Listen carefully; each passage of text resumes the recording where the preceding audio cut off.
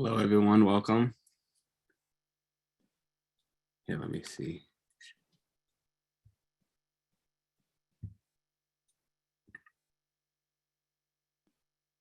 All right. Are folks joining in, Aaron? Yes, they are. We have 6 attendees already. Perfect. All right. Welcome. Welcome, folks. Welcome. I'll give everyone a handful of minutes to join. Yeah.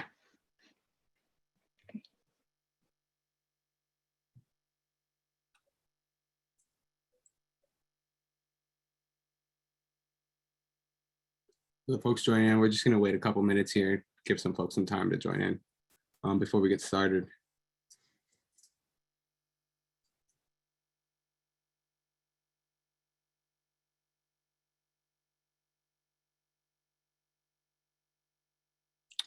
For the folks who have joined, if we want to, folks want to get started, we're going to do after this slide, in an advisory slide next, we're going to do some intro. So if folks want to get started, type in their name, preferred pronouns if folks want to share that, and then cities of where you're joining from tonight in the chat. That'd be great.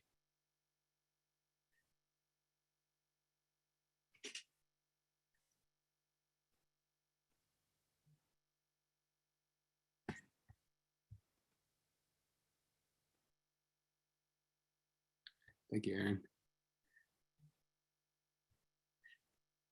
And then for folks who also, Aaron, I have it's a 2-partner team here. Aaron will be behind the scenes, monitoring the chat and just making sure that no one's comments and questions are being left behind. So thank you, Aaron, for that. Awesome. Great to see the diversity of cities. That's super great. Alrighty.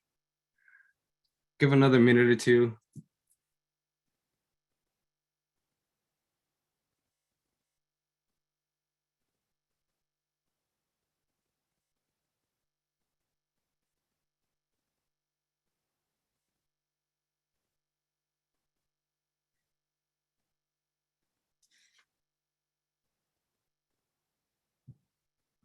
All right, we'll get started. Thank you everyone for joining in today. I'm Juan Rivera Reyes. I'm a tenant organizer over at Homeline. Tonight you're joining in to the tenant webinar series starting again, the year of 2022. Tonight's webinar is Contacting Your Rep, round 2, how to get local officials involved in your issues. So hello again, hello and welcome. Homeline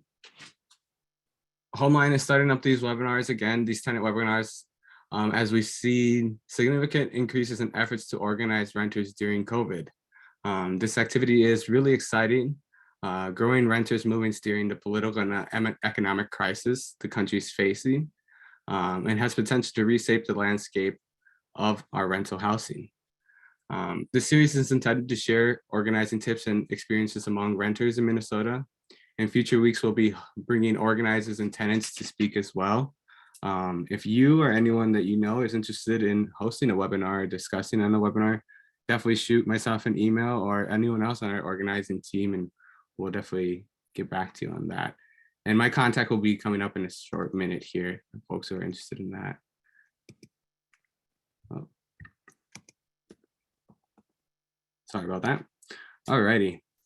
And just a reminder to folks, tonight's webinar is not a legal webinar or a space for you to ask legal questions. Tonight, we're going to be discussing more local officials and information surrounding that. But if folks do have legal questions and are seeking service to get those answered, please definitely call Homeline's tenant hotline. We have services in English, Spanish, Somali, and Hmong. And on the screen are our numbers for there. And if you are joining from Greater Minnesota, you can call a toll-free number too, provided on screen as well. All right, folks, we'll get started here with the webinar. Again, I'm Juan Rivera Reyes, tenant organizer at Homeline. There is my email provided, juanr@homelinemn.org. And again, for folks who might have joined in after I gave the heads up, In the chat, if you could type in your name, your preferred pronouns, and then the city that you're joining in tonight, that'd be great. And I'll get started on that too myself. Juan Rivera Reyes, I go by he, him pronouns, and I am joining from the city of Lake Elmo, specifically the Cimarron mobile home communities. Little background on myself. Out of college, so out of 2020, graduated in middle of COVID, I did get an opportunity to intern at the city of Lake Elmo here as an administrative intern. So I did have the opportunity to shadow my local government and work hand in hand with my city administrator, assistant city administrator, city clerk, variety of different department heads, and then the city council as well. On top of that, after ending my internship, I also did manage to get appointed to the Park Commission for the city of Lake Elmo. So I currently do serve as a park commissioner for the city of Lake Elmo.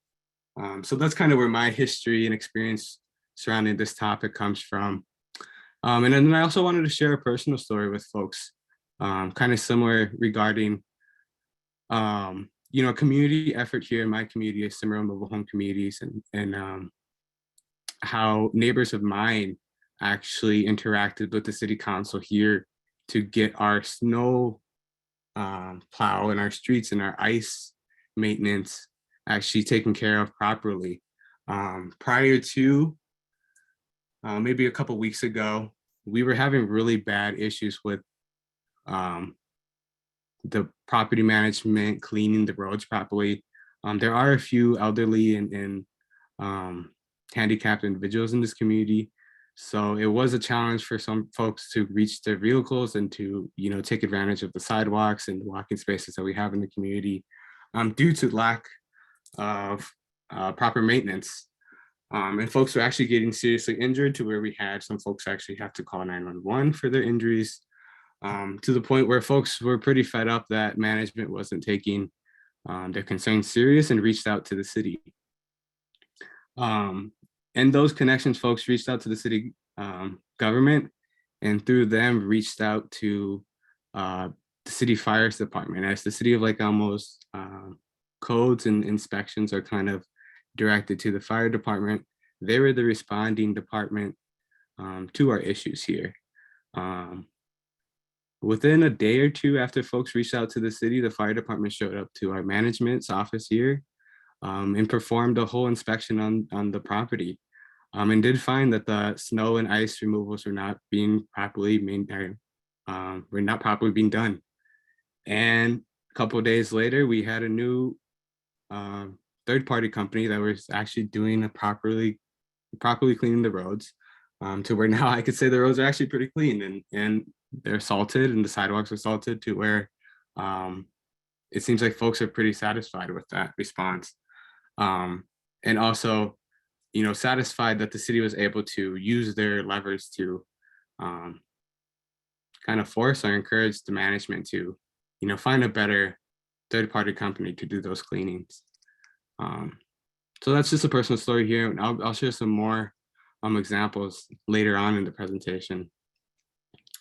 So I'm going to give a little rundown of like city government, city councils, and I'm going to use my own city as an example, just to kind of inform folks on that.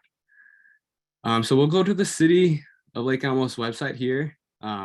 For folks who just, if you want to follow along for your city stuff, just Google city of, whatever city you're coming from. For example, Golden Valley, Robbinsdale, Minneapolis. Where else did I see folks coming from? St. Paul, Duluth, awesome. St. Louis Park, just type in those. First, second link should probably be the city website there. So we'll go to the city website.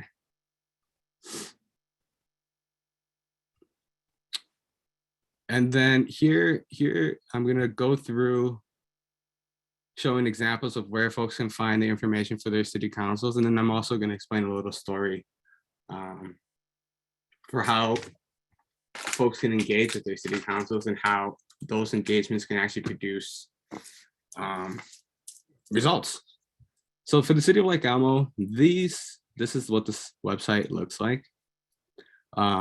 These tabs up here, if folks can see them, the home, government, departments, residents, and how do. These tabs are kind of uniform throughout the city, at least like the contents that they hold. Some cities might label them different depending on size and capacity. Lake Elmo's not a huge city, so we don't have a lot of different information that the city keeps track of and makes public. But for example, to find my city council information, I will find it under the government tab. In other cities, you might find it under this tab too. Some might specifically say city council, some might have a designation for the city council and then separately for the mayor. But we'll click on city council here. And then just scrolling down, the city of Lake Elmo actually does a pretty decent job of providing a lot of contact information and just information in general regarding the council members and the mayor. For example, this is my city's mayor.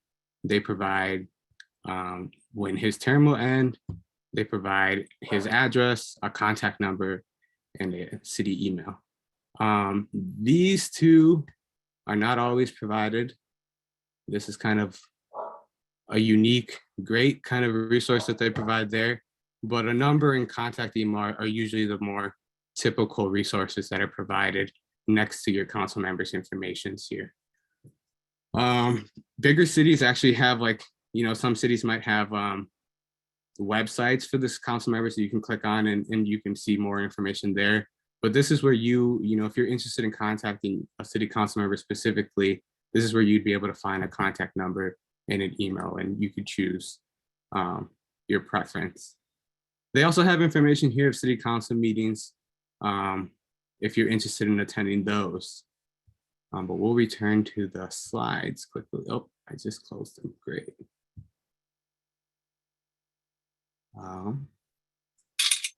Give me 1 second, folks.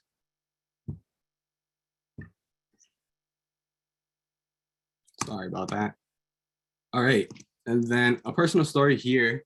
So in the mobile home community that I live in the middle of 2020, in the middle of the pandemic, we did get a notice from our management company that they wanted to raise our rent $90. I think it was in October around the fall.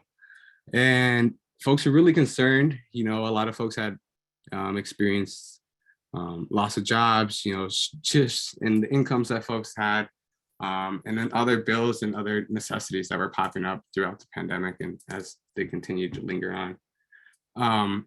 So folks were really concerned. There was a lot of capacity limitations for what this rent increase is going to look like.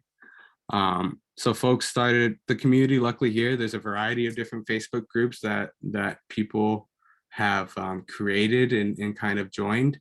So I think there's 2 or 3 here that have roughly 200-300 people in each of them. So pretty good connections, I would say, in that sense.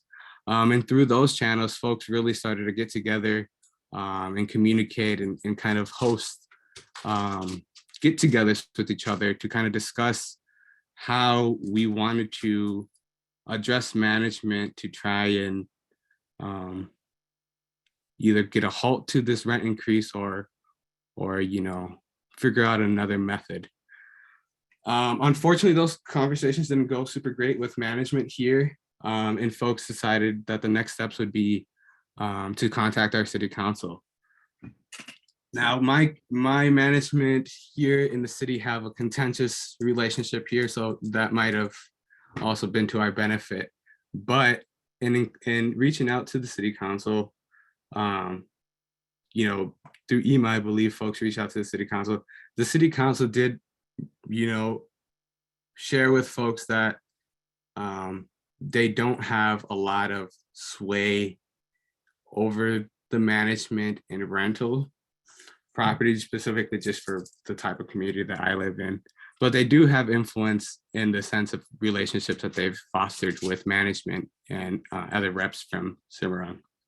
And they did use those communications, unfortunately, to no avail. We did get that rent increase going, or that rent increase was effective, unfortunately. But in those relationships with city council, they did provide a lot of great resources for folks here. They got us connected with the state senator in that area. And these relationships are still present and relevant today to where, city council is pretty aware of the situation at Cimarron, and these previous contacts to them regarding the rent hikes, I think assisted us in the latest contacting with them regarding road conditions and greater safety conditions around there. Because folks were able to establish those relationships previously with city council and city staff. So that's another way of like using those relationships. Unfortunately, sometimes, sometimes the city don't have the resources, or for whatever reasons can't achieve our goal, but the relationships that are created can potentially foster and potentially lead to wins in other categories and other victories later on in the future.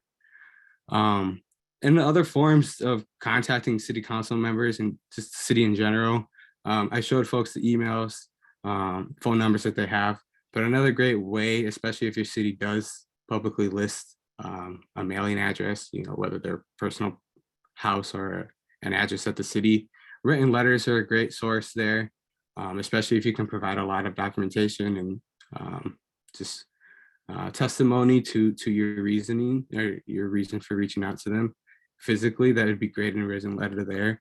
And also showing up to city council meetings in person and taking advantage of that space and using your voice and being present there is another great way of really getting your city council members to see you and acknowledge you.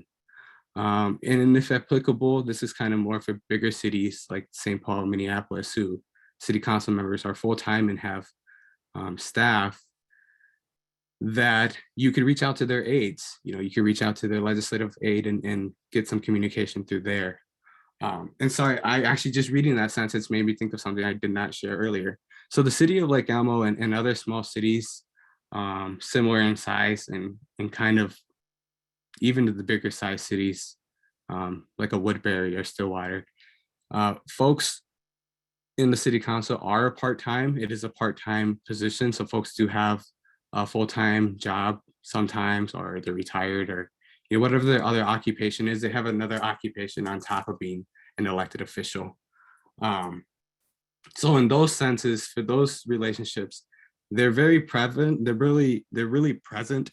But in the sense of city and how the city operates, city staff and those relationships are the ones that really have a lot of influence on how the city operates day to day. In a city like St. Paul and Minneapolis, the city council are full-time and they have staff and they have resources, and they're the ones that are mainly the ones that make the decisions, and then have staff as well that operate throughout the city. And then to just dive in a little bit more on city council meetings. So if folks do decide to attend a city council meeting, city council meetings are public, so folks can show up to them in person, but also city council meetings do have to be live streamed as well for folks to tune in also. So I'll also use my city here as an example. We'll just click on this link again. To find the city council meeting information. So for the city of Lake Elmo, and maybe in the cities that you're joining into, they might have this information in a similar spot here. City council meeting information is under the government tabs for my city. So it will be right here, agendas and meetings. Agendas and meetings are kind of where the agendas are basically the breakup of what the city council is going to discuss prior to the meetings. And then minutes are basically a summary. So here's an example of how Lake Elmo has theirs broken down. So you can see the city council agendas and meetings, and then the variety of different commissions that the city has in their agendas and meetings. 2022 doesn't have very much in here, so we'll go down to 2021. And if folks, for example, you're interested in a city council meeting, but you have a conflict in a time where you can't tune in virtually, or you can't tune in person, but you are interested in what was discussed in the meeting, you could come to your city website, find the agendas and meetings portion of your city under the city council tabs here, and find the meeting that you were missed, that you didn't have a time to attend. And you can click on these minutes and they should pop up. Oh, well, the city has a folder and all that, but click on your specific meeting minutes that you want to look at, and you'll be able to just, browse through a quick summary of what was discussed in the meeting. So these are great resources for folks to kind of just keep track on what the city council is discussing and ways for folks to kind of stay involved in what's happening at the city. But also you can do this for the commissions and all those and the variety of different groups as well there. Also, let me show folks as well the difference. So that's the agenda in minutes. Some cities have the telecompter part where you could view the city council meetings virtually, and the meetings minutes and agendas kind of together. Here they have them separately, but it's similar under the same government tab. It's under meeting telecast and replays. The wording here does vary sometimes, so just be vigilant on that if you are looking at this yourself. And here we have information here of the live channel where folks can watch the city council meetings on TV, on cable, or I think it's the local channels. Well, then also they have links to where you could watch the meetings virtually, and also the cities should have an archive of all the city council meetings, commission meetings, workshops, and different public meetings that the city has on an archive within whatever way that your city kind of stores this information. Some cities have this very neatly organized to where it's kind of similar to an application like YouTube, where you can really just search for things very clearly. City of Lake Elmo doesn't have it that nicely organized, but it is pretty effective just to be able to find those meetings and watching them over. So those are great resources just for folks to stay up to date, on the little mundane things of the city, like, hiring processes, who's going to be your next city administrator, who's going to be your next city clerk, who's going to be your next planning department head, like, those kind of questions if folks are interested in those, but also the deeper questions that really have, heavy impacts in your city, like, which developers are going to be developing your city, what are they developing in your city, and then what kind of resources are your city allocating, and what are they allocating those resources to, are all things that are discussed in the city council meetings that folks should tune into if you are interested in them. In this portion here, this is just a brief summary of kind of what city council meetings look like. This is kind of what they're broken down. What they're broken down to look like. So at the beginning, there'll be a call to order, the Pledge of Allegiance, and the approval of the minutes and agenda for that meeting and the previous meetings. One portion here that I do want to highlight that is explicitly relevant to folks who do want to attend city council and voice their opinions is the public comment section. For the city of Lake Elmo, this section is second after the call of order, approval of the minutes, and Pledge of Allegiance. This is the part where folks get to come up to the podium and ask questions or comment on things that aren't necessarily on the agenda for that city council meeting. So for example, when we had the rent hike here, that necessarily wasn't on the city council meetings. For the folks who did go to council meetings, this is where they took the opportunity to stand up and voice the concerns of the residents here at Cimarron and that rent increase. So those are the spaces where you, as residents and constituents of your cities, would be able to go and voice your opinions and your comments and questions. I have seen in some cities, though, that this portion is not always at the beginning, but rather is all the way at the end of the meetings. So it'll be after the regular agenda. These do suck. They're really unfortunate just because it forces folks to kind of attend the whole city council meeting.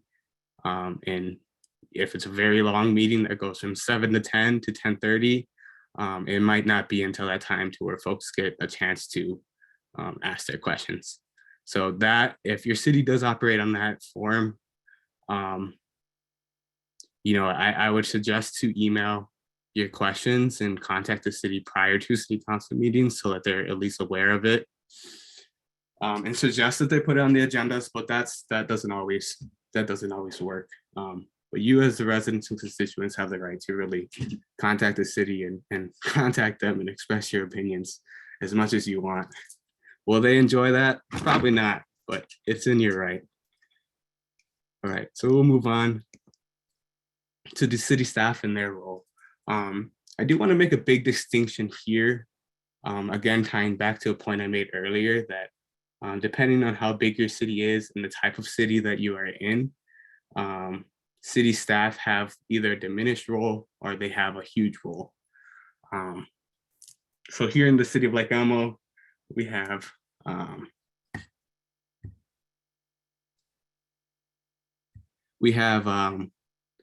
part-time city council.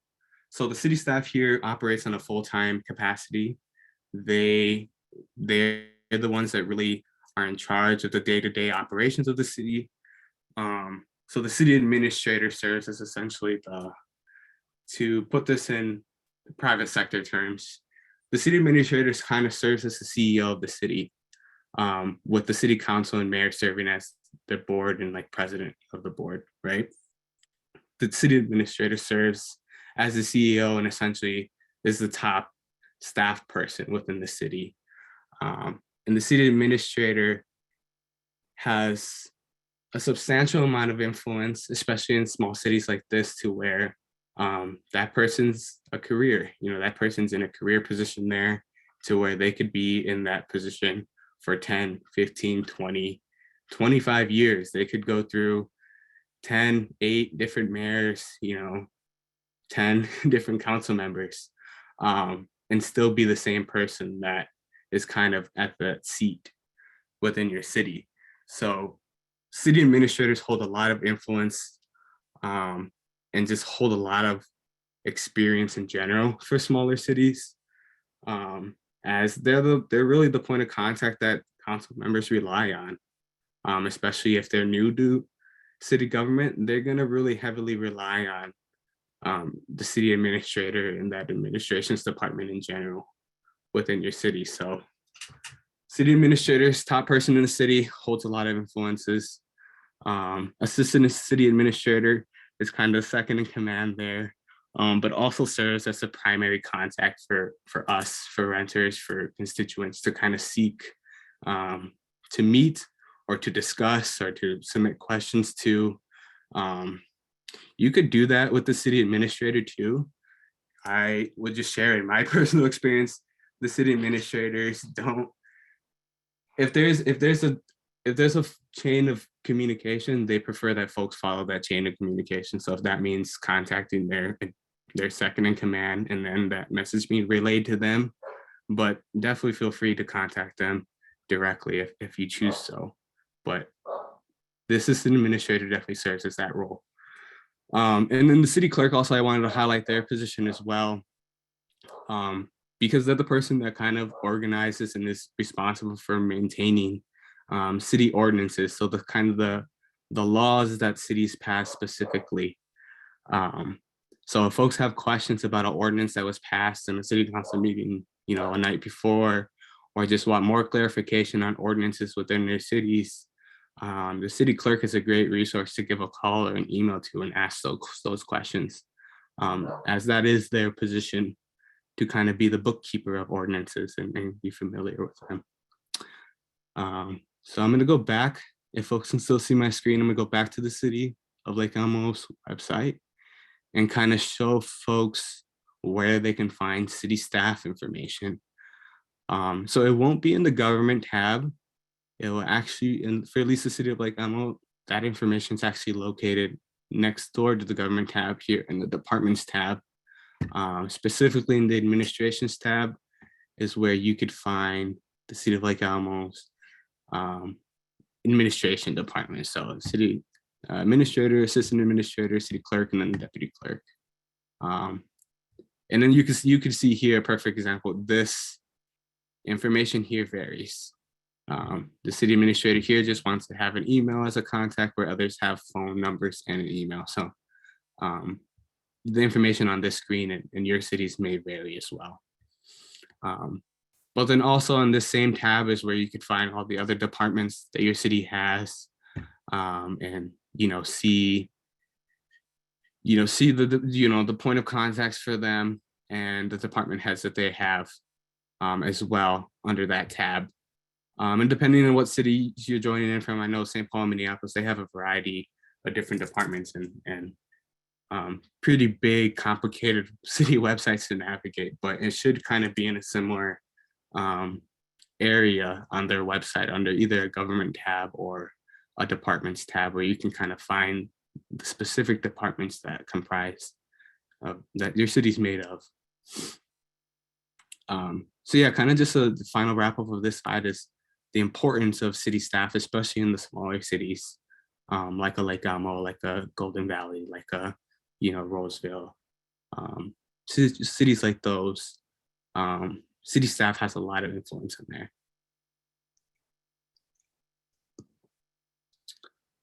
And then other ways to engage your city council. So like I said at the beginning of the meeting, cities have commissions. I do sit on the park commission for the city of Lake Elmo, so I do get to sit on a body that gets to make recommendations regarding parks and green spaces around the city of Lake Elmo to city council. And that's a big distinction of what I mentioned at the beginning there, a recommending body. So some commissions do have powers that do go a little above a recommendation, but those committees have very specific rules, and I'm not going to dive into those because they're a little difficult to kind of dissect in this exact setting. But the ones I do want to highlight and really discuss are like a planning commission or like a park commission. These two, at least in the city of Lake Elmo, are recommending bodies. And for folks who are interested in just participating and having influence in how your city develops and how your city looks like, these are great spaces for folks to really throw their hat in the arena and get onto these commissions. I did have to get appointed. I did have to submit an application and kind of go through an interview process, I guess, with the city council, and the administrator was there in that meeting. So it is a process, but it is a process that I think is very important for folks who do want to have a city that reflects their values to be a part of, especially the planning commission, where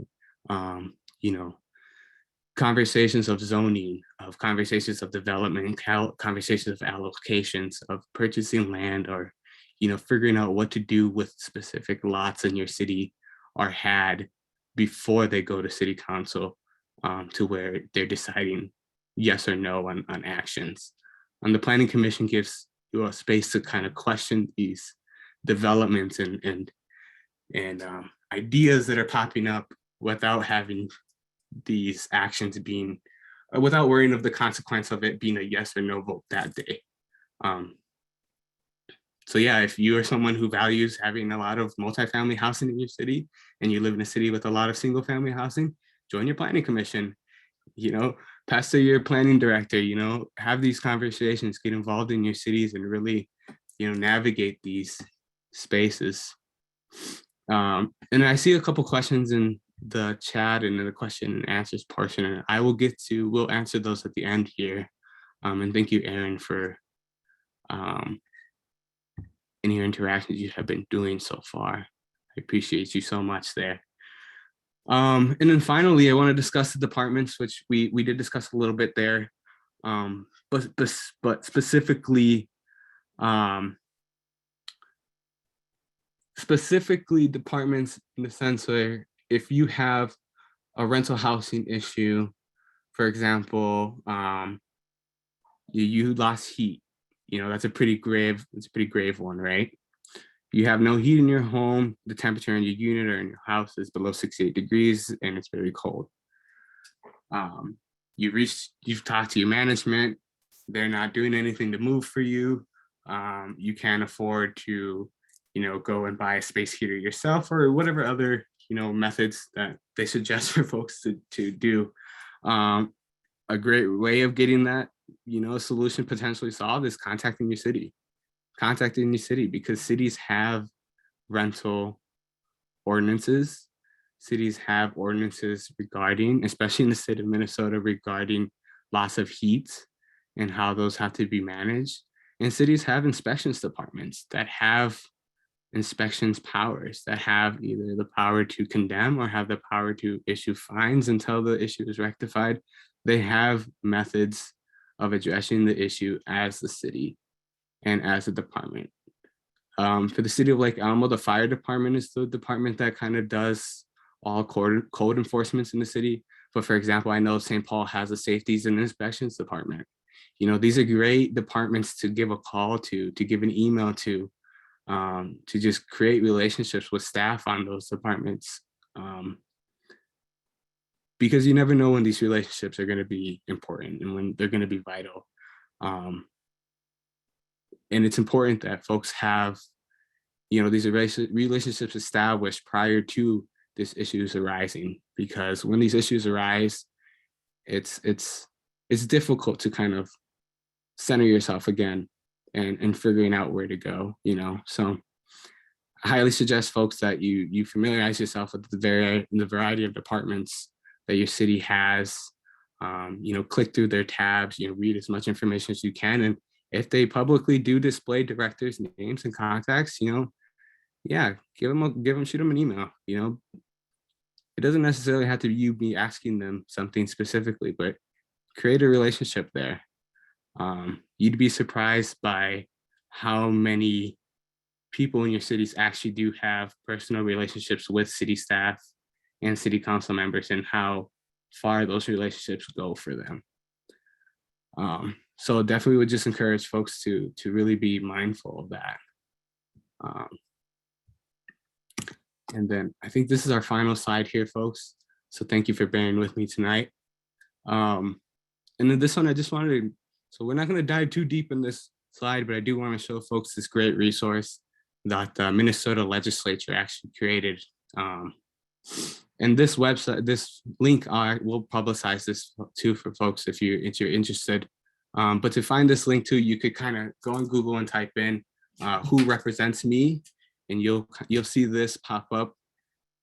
And again, this is created by the Minnesota legislature here. And it's a great tool for folks to find their state and federal elected officials. So I'll demonstrate here using my zip code here. And then boom, here is my Minnesota House Representative, Shelley Christensen. This is the state senator that the city contacted us with, and who she contacted, Equity Lifestyles, who's the management group of my mobile home here, and tried to reach out to them. Unfortunately, that didn't work out, but this is that senator. And here's also the, you know, our federal reps. Here's my federal House representative, and here's our state senators. You know, and this website also for folks who, you know, want to dive a little deeper and make a little connection and make a deeper connection with their elected officials. If you click on that contact button there next to their picture, it brings you to their profiles. So this is my House rep again. So he'll show me her office information, her name, contact number, her legislative assistant, their number. But it also shows me what committees that she chairs and what committees that she vice chairs. This is important, especially if, you know, unfortunately she doesn't sit on the housing committee, but, you know, if she did, that'd be a really great resource for me to tap into to kind of, you know, influence and suggest ideas that I have as a constituent. Unfortunately, she sits on the higher education, which I can still take advantage of, but you know what I mean here. This is where folks who get an opportunity to kind of see what specifically your elected officials are working on. And it also gives some information, some private information here about their life and stuff for folks who are interested on that.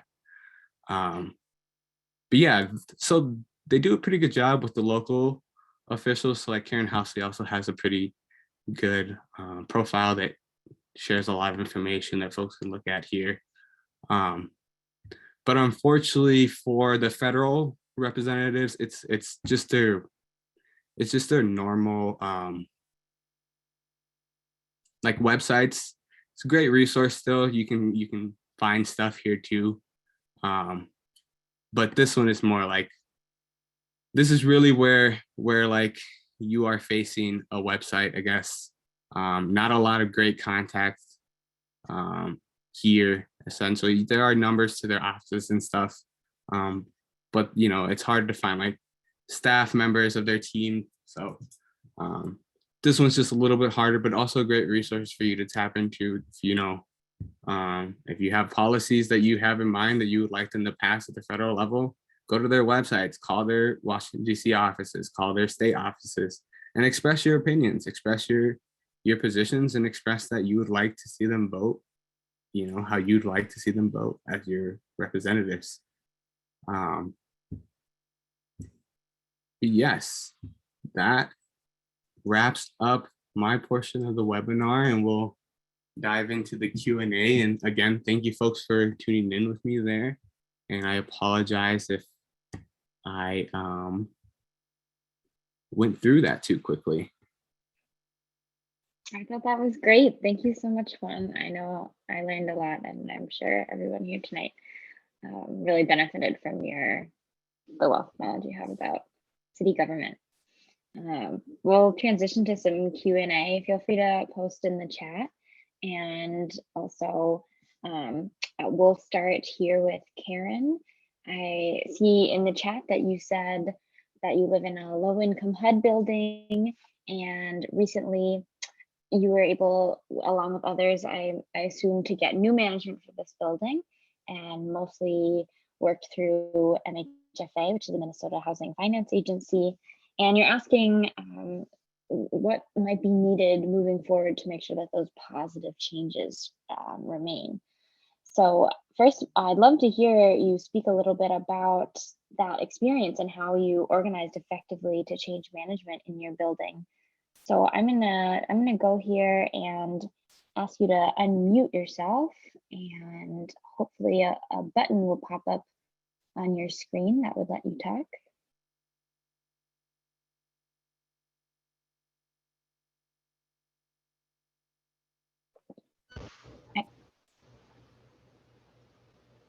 Hi, Karen.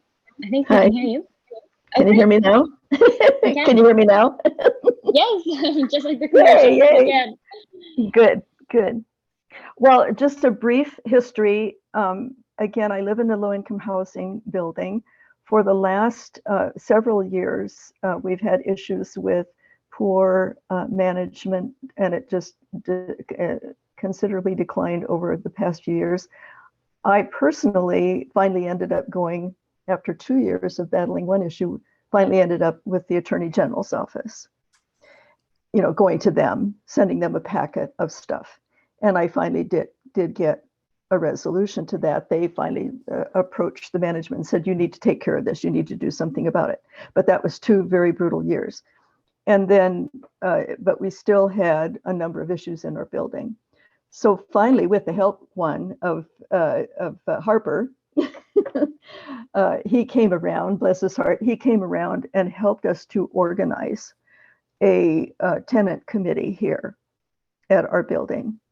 And he wrote, with our input, he wrote a demand letter. And the demand letter was sent to the management at that time. And then 15 of us signed that. And so now, I mean, things have already been in the works for people, for them to be on their way out. But that was kind of the final piece. And so now we are interested in continuing, to have a tenant organization. And hearing you talk tonight, I just never would have thought of going like to the city and stuff. My experience has been, I've always gone through the MFHA. Did I say that right? The Housing Authority. I've always sent copies of letters and stuff to that person, and she was, as helpful as she could be. So that what the information you're giving tonight is new to me. Where would us in a HUD building, what would our priority list be? All right, if we start a tenant association, and we want to do that, but if we feel we need to express some concerns I'm assuming we would at least do that directly to the management and say, hey, we're not happy with this. And if nothing gets done about it, what are the steps that we should follow as a HUD building? Does the city play a part in that at all? Great question, Karen. Thank you. And definitely, Aaron, help me with this question too, if I miss anything as well. But from my understanding, it sounds like you've done like you followed the exact chain for HUD building specifically with MHFA, with the Minnesota Housing Finance Agency, as them being the overlooking agency. So definitely everything was great on that end. But yeah, also, so the city with HUD buildings, because it's federal, I don't know how much influence they have on that end. That's a relatively new kind of field that I haven't really experienced much in on there.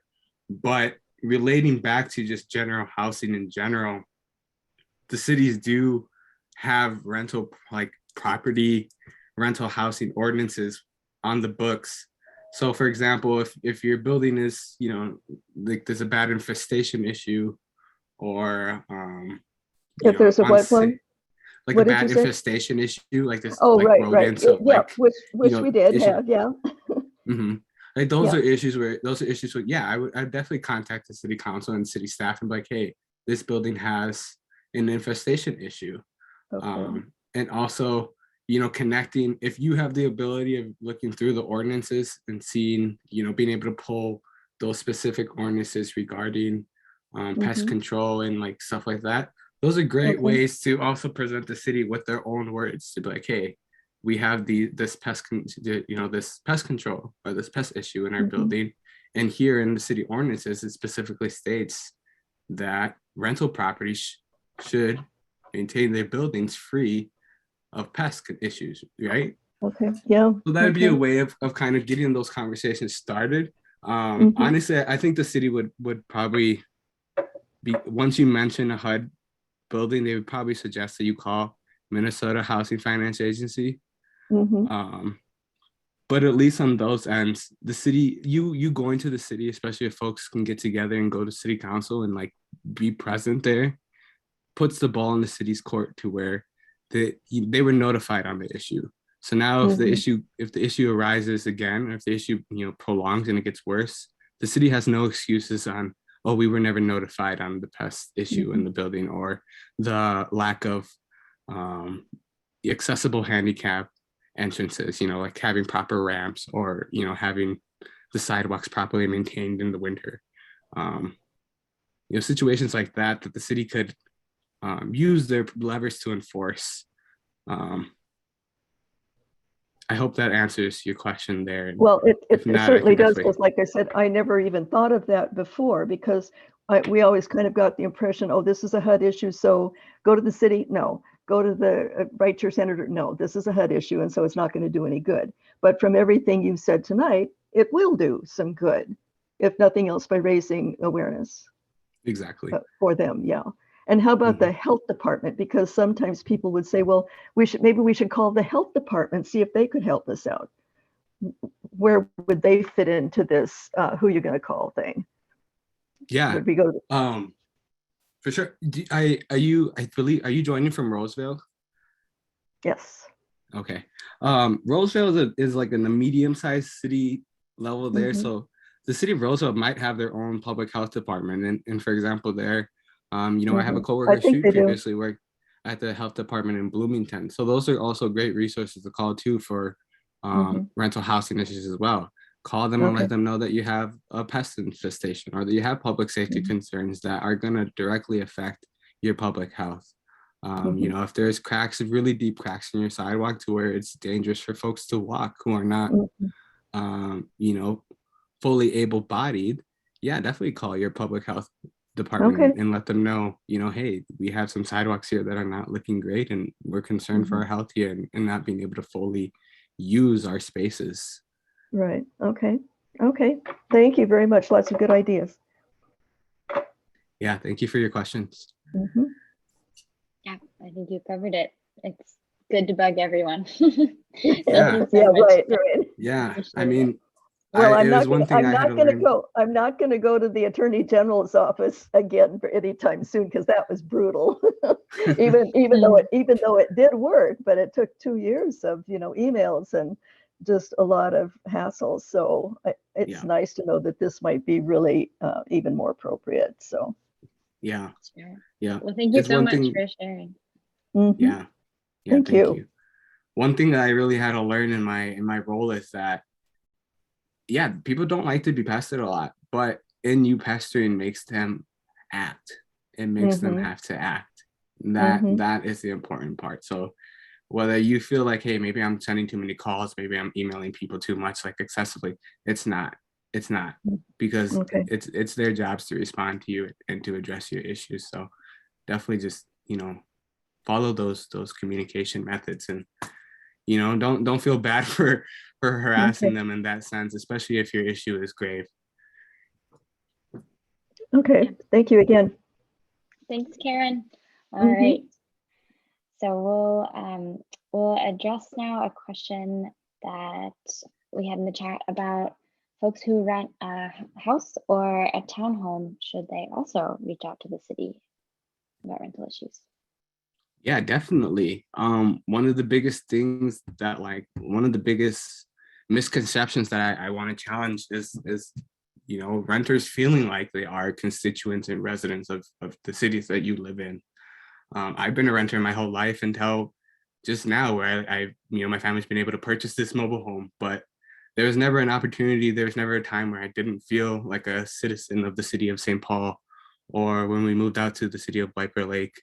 There wasn't a time where I didn't feel like that, but it is, the system's kind of created in that sense, where as a renter, you kind of can create that bubble where you don't necessarily feel like it's fully appropriate to contact your city regarding your issues, but it's totally within your rights to do that. You are living within the city areas, you do participate within the cities, you have your family, you have your job, whatever the instance might be within the city. So definitely don't be afraid of contacting your city, especially if you have a rental issue. Absolutely. And the other thing I'd say is often if you feel siloed, if you're like living in a single family home and you're renting and you don't have, neighbors next door to advocate alongside you, like folks might have in larger apartment buildings, I'd suggest looking up your management company and Mm, the owner of your home, because it's really common. We see all the time that large companies will rent many single family homes in the same area or many duplexes. And maybe I'll drop a link in the chat to some really impressive, successful organizing that a Minneapolis-based tenants union is doing against Havenbrook Homes, where they found renters in single family homes all across North Minneapolis, and they're working together to advocate for better conditions there. So just know you're probably not alone, and you can always reach out to us if you want help, figuring out who else you might, be able to be in solidarity with your co-renters of that company. Yeah. thank you so much, Aaron, for uplifting that. And definitely, most definitely, that's such an important point there.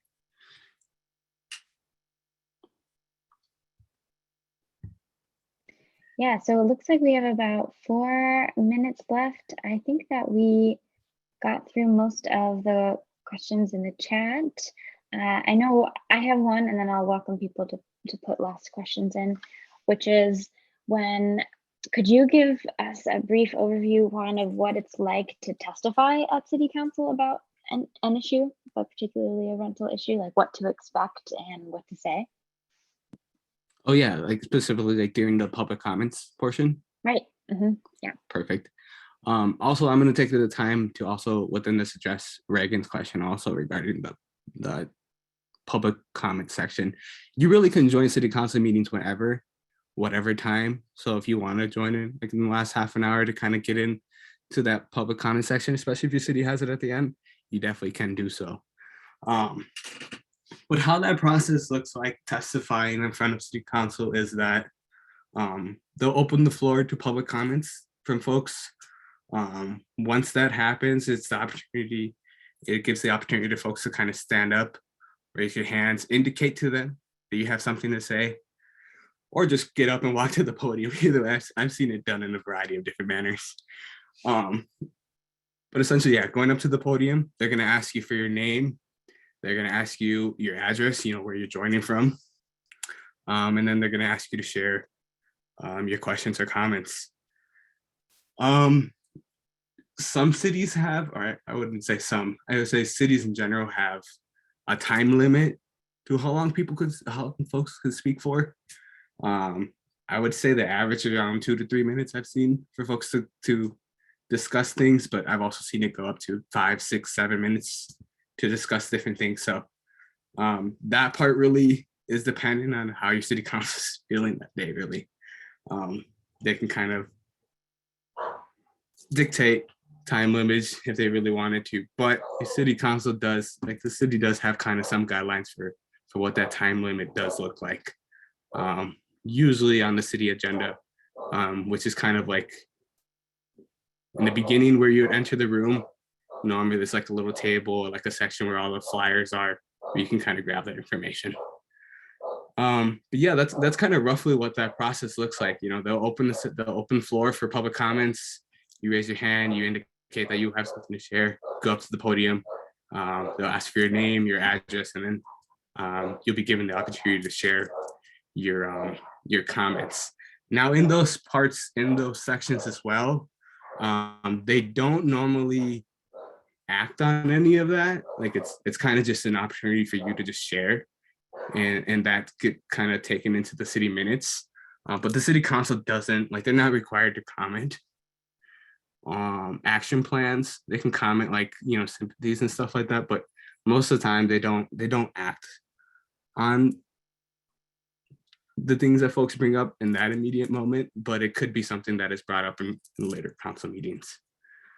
So I also do want to make that distinction too, just for folks too. So not get discouraged if you do go up and talk and you have a really good presentation and then the city council kind of just thanks you for presenting and you walk back to your seat.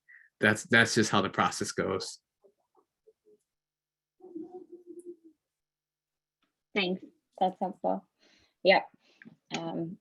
City council meetings can go all kinds of different ways depending on who you're talking to. All right, last call for questions here from anyone else. If you want to slide it in the chat. Juan, was there anything else that you'd like to also mention or you saw that I'm missing? I do just want to extend an apology to Lucinda for the lack of captions. We do apologize for that, but do want to thank you for bringing that to this space, and we'll be mindful of that in the future. But I do want to apologize for not having that on tonight. Yeah, thank you. And then Luciana, yeah, I'm seeing you'd like to say something. We have about 60 seconds here, so I'll let you do that real quick. 1 second.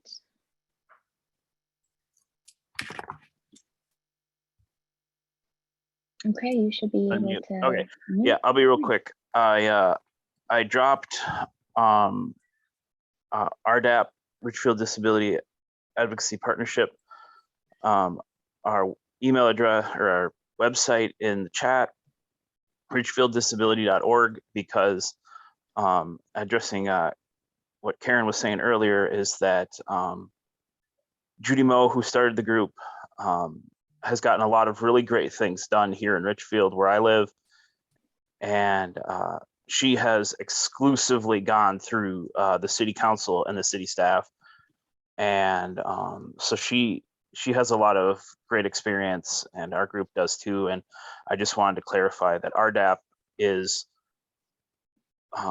it's focused on Richfield, but all of the people in the RDAP group were all disabled in various ways. And it was started by Judy Moe, who is also disabled. And so it's the only group I know of that's focused around disability rights and completely comprises disabled people of various kinds. And so it's a great group, and I can't say speak more highly enough about Judy Moe and what she knows and what she's doing for the local disability communities, both here in Richfield and also at the state level. She's got some state level positions and stuff that she's doing. So I just wanted to say that I learned a lot from her, and Richfield city government is doing pretty good by our group. Thank you so much, Luciana, for bringing that to this space and speaking on that. Well, thank you, everyone. And another big thank you to Juan. This was a great group tonight and a lot of excellent information. And to reiterate, the recording of this webinar will be posted on our website early next week. There's a specific link that I posted in the chat, but if you just go to our general website, you should be able to see it. And the slides will be included in that posting as well. And a reminder that we'll be having another one the first Thursday of next month. So please tune in and we'll hope to see you again. Anything else? Thank you, everyone. Just wanted to thank everyone for tuning in tonight, and I hope everyone's staying warm out there. I know it's extremely cold. So I just want to thank everyone for taking the time tonight for joining, and I hope this was really helpful for folks. Excellent. Good night, everyone.